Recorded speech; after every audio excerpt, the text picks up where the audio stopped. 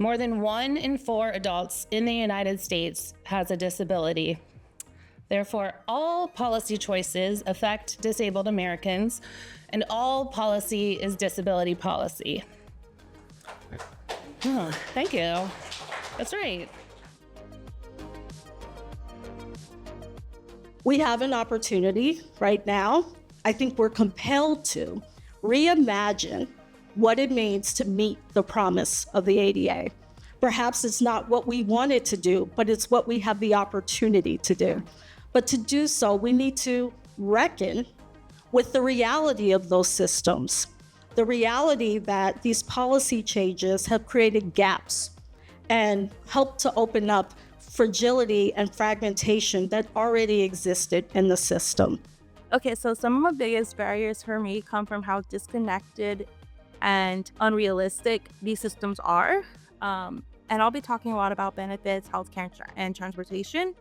They're supposed to help disabled people live independently and thrive in community, but really they restrict us. It's really expensive to be sick in this country, and being sick is also a full-time job managing our health admin. It's about really valuing the power of the individual story.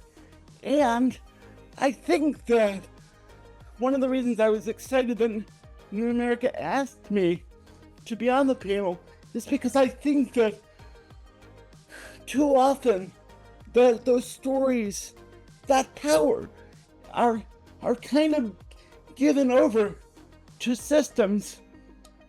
And I like for folks to understand that people, and the panel has already spoke to this a little bit, that people are the systems, right? So the value of the story is world-changing. Disabled and chronically ill people are truly canaries in the coal mine, and when systems are falling apart, we are the first to experience it.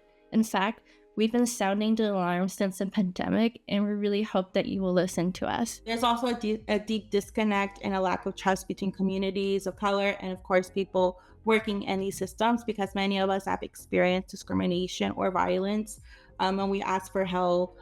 So even though there is support, it doesn't always feel safe or accessible. We as Americans are better and can do better to support people with disabilities and their families and caregivers. So if I could influence one big change, I'd lift all restrictions on income and savings.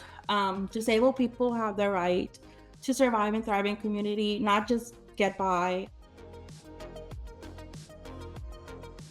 Disability is something that affects many people. You might not know it. The way that people encounter sort of these hidden things in workplaces is that our workplaces aren't set up to acknowledge that people are caregivers and workers. They're not set up to acknowledge that people might have not just visible but invisible disabilities. And I think the essentialism of, like, we think a lot about outputs in education.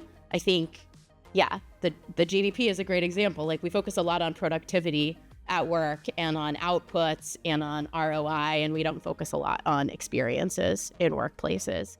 If we do technology well, it can be a tool towards this goal. It is just a tool. It can support students with diverse educational needs. And now with AI can be a game changer if we do it right. Money, I think, is probably the first and most obvious roadblock. And I think the second roadblock or challenge is, especially now in this current administration, is the lack of staff that is working now on behalf of students with disabilities. So as our population of people with disabilities continues to grow, our existing framework and fragmented policies and systems, it's untenable and we need better.